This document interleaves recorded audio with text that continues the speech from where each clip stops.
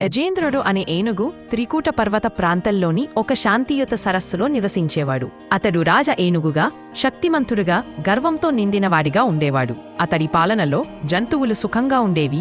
ఓ మొసలి భారీ దవడలతో అతని కారు పట్టేసింది. ఆ ఏనుగు ఎంత శక్తివంతురా తన్ను విడిపించుకోవడంలో విఫలమయ్యాడు. గంటల తరబడి పోరాడాడు. తల్లి ఏనుగులు, పిల్లలు ఆందోళన చెందారు. కాలం గడిచింది. శరీర శక్తి క్షీణించే, గర్వం, అహంకారం అన్నీ విచ్ఛిన్నమయ్యాయి. అప్పుడే అతడి మనస్సు లోతుల్లో భగవంతుడిని స్మరించడానికి అవకాశం కలిగింది. అతడు తన కళ్ళలో కన్నీళ్లు మెరిపిస్తూ 2 కాళ్ళు ఆకాశాన్ని ఎత్తి మొరపెట్టాడు.